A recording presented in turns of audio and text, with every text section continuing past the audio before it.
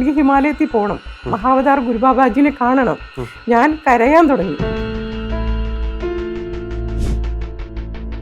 ഞാനിതും പറഞ്ഞിട്ട് നോക്കുമ്പോൾ കാണിക്കുന്നു, എനിക്ക് എൻ്റെ കരച്ചിൽ അതോടുകൂടി നിന്നു. കാരണം ശരിയാണ്, ഇപ്പം എൻ്റെ അടുത്ത് തന്നെ പല പൂജാരിമാർ, പള്ളിയിൽ അച്ഛന്മാർ, സൂഫിസം പ്രാക്ടീസ് ചെയ്യുന്നവർ ഒക്കെ റെക്കി എടുത്തിട്ടുണ്ട്, സയൻറ്റിസ്റ്റുകൾ എടുത്തിട്ടുണ്ട്. സയൻറ്റിസ്റ്റുകൾ അത് നാസയിലും ISROയിൽ പിന്നെ പല വിഷയങ്ങളിൽ ഗവേഷണം ചെയ്യുന്ന പല രാജ്യങ്ങളിലുള്ള സയൻറ്റിസ്റ്റുകൾ, ഡോക്ടേഴ്സ്, അലോപ്പതി, ആയുർവേദ എല്ലാ തരം ഡോക്ടേഴ്സ് എല്ലാവരും പഠിച്ചിട്ടുണ്ട്. പ്രൊഫസേഴ്സ് ശരിക്കും നല്ല വിദ്യാഭ്യാസമുള്ളവരാണ് ഇതിൽ കൂടുതലും വരിക. അങ്ങനെ നെഗറ്റീവായിട്ട് ആരെയും വേദനിപ്പിക്കുക അല്ലെങ്കിൽ ഒന്നും, ഹിംസ, ഒരു തരത്തിലും ഹിംസ പാടില്ല. അപ്പോൾ റേക്കിയെ സംബന്ധിച്ച് റേക്കി പല രീതിയിലാണ് ആളുകൾ പലപ്പോഴും ചെയ്യാറുള്ളത്. ഡിസ്റ്റൻസ് ആയിട്ട് ചെയ്യാറുണ്ട്, അല്ലെങ്കിൽ അടുത്ത് വന്നിരുന്ന് ചെയ്യാറുണ്ട്. അപ്പോൾ ഇത് എങ്ങനെയാണ് യഥാർത്ഥത്തിൽ വർക്ക് ചെയ്യുന്നത്? ഇത് പലരും പറയുന്നുണ്ട് അമേരിക്കയിലിരിക്കുന്നവർക്ക് ചെയ്യാം, അല്ലെങ്കിൽ യൂറോപ്പിലിരിക്കുന്നവർക്ക് ചെയ്യാം, അത്രയും ദൂരെയുള്ളവർക്ക് വരെ ഇവിടെ ഇരുന്നുകൊണ്ട് നമുക്ക് ചെയ്യാമെന്ന് പറയുന്നുണ്ട്. പക്ഷെ അതെങ്ങനെയാണ് സാധ്യമാകുന്നത് എന്നൊരു ചോദ്യം അവിടെ ബാക്കിയല്ലേ? ഈ പ്രപഞ്ചത്തിന് ടൈമും ഡിസ്റ്റൻസും ഇല്ല. ഇപ്പം നമ്മൾ മൊബൈലിൽ സംസാരിക്കുമ്പോൾ ഏത് രാജ്യത്തിരിക്കുന്ന ആളും ഇവിടെ ഇരുന്ന്, നമ്മളിപ്പോൾ വീഡിയോ കോളാണ് ചെയ്യുന്നതെങ്കിൽ നമ്മുടെ ശബ്ദവും ആ വിഷ്വലും നമുക്ക് നേരിട്ട് സംസാരിക്കുന്ന പോലെ തന്നെ കേൾക്കാം, കാണാം. അല്ലാതെ ആളെ ചുണ്ടനക്കി കുറച്ച് കഴിഞ്ഞിട്ടല്ലല്ലോ ശബ്ദം വരുന്നത്. ഒരുമിച്ച് നമുക്ക് അടുത്ത് നേരിട്ട് സംസാരിക്കുമ്പോൾ തന്നെ കിട്ടും. ഇതുപോലെ തന്നെയാണ് ഇത്. നമ്മൾ യന്ത്രവും മന്ത്രവും ഇതിന് ഉപയോഗിക്കുന്നുണ്ടെന്ന് പറഞ്ഞല്ലോ. ഇത് നമ്മുടെ ഇന്ത്യൻ തന്ത്രവും ബാക്കി തിബറ്റ്, ചൈന, ജപ്പാൻ, കൊറിയ അങ്ങനെയുള്ള എല്ലാ രാജ്യത്തുമായിട്ട് കിടക്കുന്ന എല്ലാത്തരം തന്ത്രവും മിഖാവു സൂയി പഠിച്ചത്. അദ്ദേഹം 28 വർഷം അതിനു വേണ്ടി ചെലവഴിച്ചു. പഠിച്ചതിന് ശേഷം പിന്നെ അദ്ദേഹത്തിൻ്റെ ഒരു തപസ്സിൻ്റെ ഒടുവിലാണ് അദ്ദേഹത്തിന് ഈ ഒരു സമ്പ്രദായം ഉണ്ടാക്കാൻ പറ്റിയത്. അപ്പോൾ അതിൽ ഈ എല്ലാ ശാസ്ത്രങ്ങളുടെയും എസൻസാണ് ശരിക്കും ഈ യന്ത്രവും മന്ത്രവും, നമ്മൾ റെക്കിയിൽ ഉപയോഗിക്കുന്ന യന്ത്രവും മന്ത്രവും. അതുകൊണ്ട് തന്നെ നമ്മുടെ ഇവിടുത്തെ മഹാതാന്ത്രികന്മാർ വരെ റെക്കി എടുക്കുന്നുണ്ട്.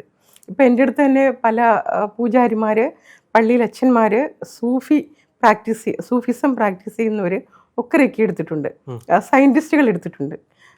സയൻറ്റിസ്റ്റുകൾ അത് നാസയിലും ISROയിൽ പിന്നെ പല വിഷയങ്ങളിൽ ഗവേഷണം ചെയ്യുന്ന പല രാജ്യങ്ങളിലുള്ള സയൻറ്റിസ്റ്റുകൾ, ഡോക്ടേഴ്സ്, അലോപ്പതി, ആയുർവേദ എല്ലാ തരം ഡോക്ടേഴ്സ് എല്ലാവരും പഠിച്ചിട്ടുണ്ട്.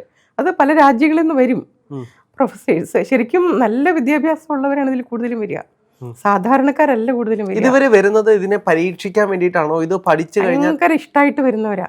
ഞാൻ കുറേ പരീക്ഷിച്ചിട്ടേ കൊടുക്കുകയുള്ളൂ. അവരെ കൊണ്ട് ചോദിച്ച് അവർക്ക് എത്ര താല്പര്യമുണ്ട് എന്ന് അറിഞ്ഞിട്ട് മാത്രമേ ഇറക്കി കൊടുക്കുകയുള്ളൂ. അതങ്ങനെ കൊടുക്കാൻ പാടുള്ളൂ. അത് അങ്ങനെ അല്ലാത്തവർക്ക് അത് കൊടുക്കാൻ പാടില്ല. അങ്ങനെയാണ്. ഇതൊരു നിഗൂഢ ശാസ്ത്രം എന്നല്ലേ പറയാ. പരസ്യമായിട്ട് നമ്മളിപ്പോൾ യന്ത്രവും മന്ത്രവും ഞാൻ പറയും, പണത്തിന് വേണ്ടിയോ അല്ലെങ്കിൽ അങ്ങനെയൊന്നും ഇത് കൊടുക്കാൻ പാടില്ല. അത് അതിന് കുറച്ച് നിയമങ്ങളുണ്ട്. നമുക്ക് ദക്ഷിണ വാങ്ങണം. കാരണം ദക്ഷിണ വാങ്ങിയിട്ടേ തന്ത്രദീക്ഷ കൊടുക്കാൻ പാടുള്ളൂ. ഇപ്പോൾ തന്ത്രദീക്ഷ പ്രകരണമായിട്ടുള്ള ശാരദാതിലകം അതിനകത്ത് പറഞ്ഞിട്ടുള്ളത്, ദക്ഷിണ അന്നത്തെ കാലത്ത് നൂറ്റാണ്ടുകൾക്ക് മുമ്പ് ഇത്ര പശുക്കളെ ദാനം ചെയ്യണം, അന്നദാനം, വസ്ത്രദാനം, ഗുരുക്കന്മാർക്ക് എല്ലാവർക്കും, നമ്മുടെ അച്ഛനമ്മ മാതുലന്മാർ അങ്ങനെയുള്ള എല്ലാവർക്കും ദക്ഷിണയെ കൊടുത്ത്, പിന്നെ ഗുരുവിനെ എന്തെല്ലാം കൊടുത്താണോ സന്തോഷിപ്പിക്കേണ്ടത് അങ്ങനെ സന്തോഷിപ്പിച്ച് എല്ലാവരുടെയും അനുഗ്രഹവും എല്ലാം വാങ്ങിയിട്ട് വേണം ദീക്ഷ എടുക്കാനെന്നാണ്. ഇന്നത്തെ കാലത്ത് എല്ലാവരും പണം തട്ടാനുള്ള എളുപ്പ വഴിയാണ് പലതും അങ്ങനെ. ഇത് മാത്രമല്ലല്ലോ, എന്തും വിദ്യാഭ്യാസം, ആരോഗ്യം, ആധ്യാത്മികം എല്ലാം പണം തട്ടാനുള്ള മാർഗമായിട്ട് ഉപയോഗിക്കുന്നവരുണ്ട്. പക്ഷെ അത് പാടില്ല ശരിക്കും. അങ്ങനെ ഉപയോഗിക്കുന്നവര് അത് എനിക്ക് പറയാൻ പറ്റില്ല. മാമിന്റെ അടുത്തേക്ക് ഒരു ആള് വരുമ്പോ അവർക്ക് എന്തെല്ലാം കഴിവുകൾ ഉണ്ട് നോക്കിയിട്ടാണ് ഈ ദീക്ഷ കൊടുക്കുന്നത്? അങ്ങനെയുള്ളവരെ വരുള്ളൂ. അത്ര താല്പര്യം, പിന്നെ അവർക്ക് ശരിക്കും താല്പര്യമുണ്ടോ എന്ന് അറിയാനായിട്ട് നമ്മൾ പരീക്ഷിക്കുമെന്ന് പറഞ്ഞല്ലോ.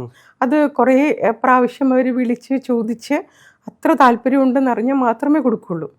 പിന്നെ വേറൊരു അത്ഭുതമുണ്ട്. ഒരാൾ പഠിക്കാനായിട്ട് തീരുമാനിക്കുന്നു, ഞാൻ അയാൾക്ക് കൊടുക്കാമെന്ന് തീരുമാനിക്കുമ്പോഴേക്കും എവിടുന്നെങ്കിലുമൊക്കെ ആൾക്കാർ വന്ന് ഒരു 6 പേരെങ്കിലും ഏറ്റവും കുറഞ്ഞത് ഉണ്ടാവും ഓരോ ബാച്ചിലും. അത് ഭയങ്കര അത്ഭുതം. ചിലപ്പോൾ നമ്മൾ കൊടുക്കാൻ തീരുമാനിച്ച 3-4 പേരായിരിക്കില്ല അവസാനം വരുമ്പോൾ പഠിക്കാനുണ്ടാവുക. എവിടുന്നെങ്കിലുമൊക്കെ ആൾക്കാരിങ്ങനെ വരും. ഇതൊക്കെ ശരിക്കും പറഞ്ഞാൽ യൂണിവേഴ്സാണ് അത് കൊണ്ടുവരുന്നത്. ഇതിപ്പോ എനിക്കൊന്ന് ഒരുപാട് മനുഷ്യരെ ഇപ്പോ റേക്കി പഠിപ്പിച്ച് റേക്കി മാസ്റ്റർമാരാക്കി മാറ്റിയിട്ടുണ്ടെന്ന് തോന്നുന്നില്ലേ? ഞാനോ? മാസ്റ്റർഷിപ്പ് എല്ലാവർക്കും കൊടുക്കാൻ പാടില്ല. അത് ഈ റേക്കി ഗ്രാൻഡ് മാസ്റ്റർ എന്ന് പറയുമ്പോൾ അത് ഒരുപാട് പരീക്ഷിച്ചിട്ടേ അത് കൊടുക്കാൻ പാടുള്ളൂ. ഇത് പണം തട്ടാനൊരു മാർഗമായിട്ട് ഉപയോഗിക്കുന്ന ആളാവരുത്. അങ്ങനെ ഒന്ന് ചിലരൊക്കെ എന്നോട് ചോദിച്ചിട്ടുണ്ട്, ഞാൻ കൊടുത്തിട്ടില്ല.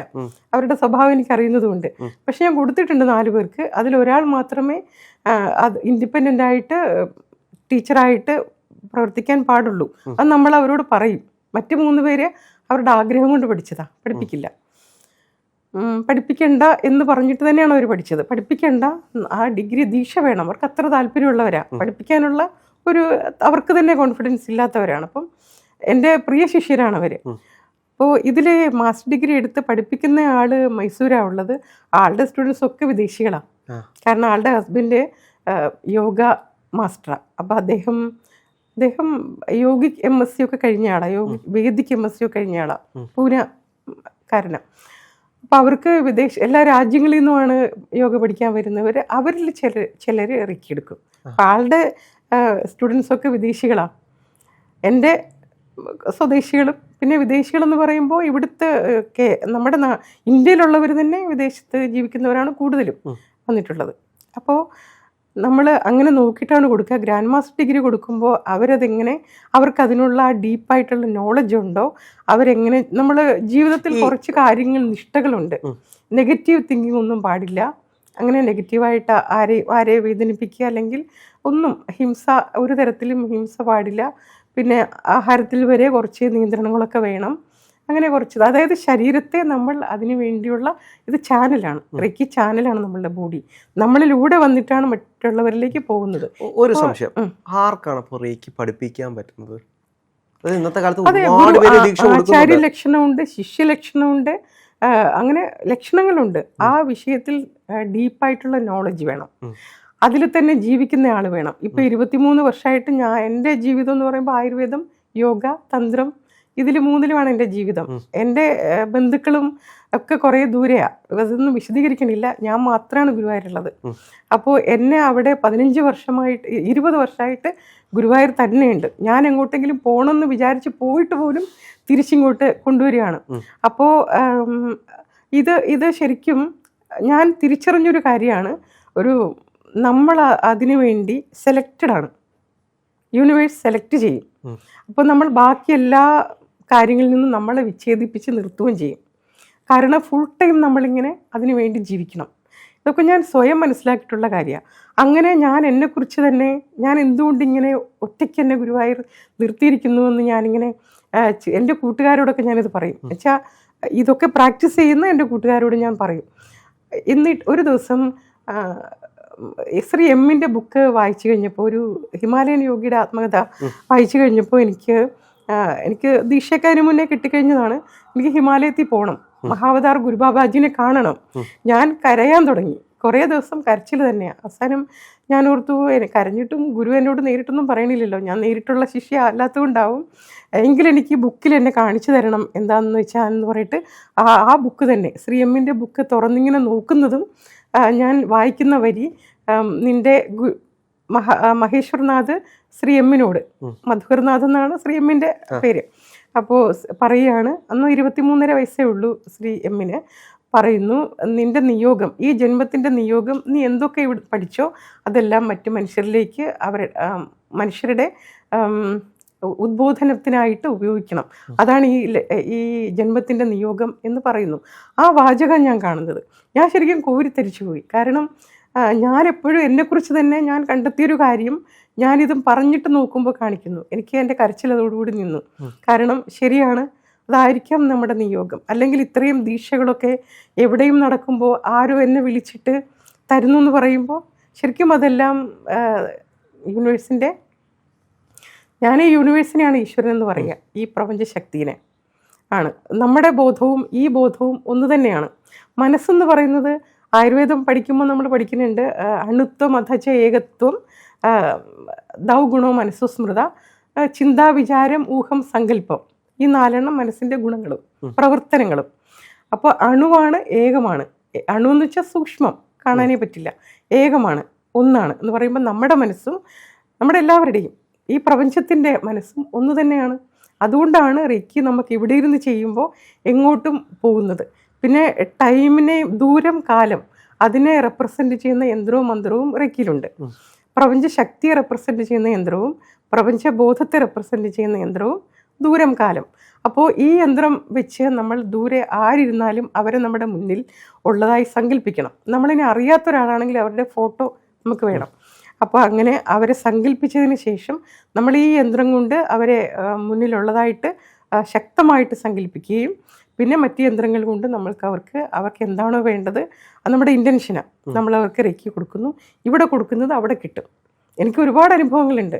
ഓസ്ട്രേലിയയിൽ എനിക്കൊരു അത്ഭുതമാണ്, നാസയിലെ ശാസ്ത്രജ്ഞർക്ക് വരെ റെക്കി പറഞ്ഞു കൊടുത്തിട്ടുള്ള ഒരാളെന്ന് പറയുമ്പോൾ.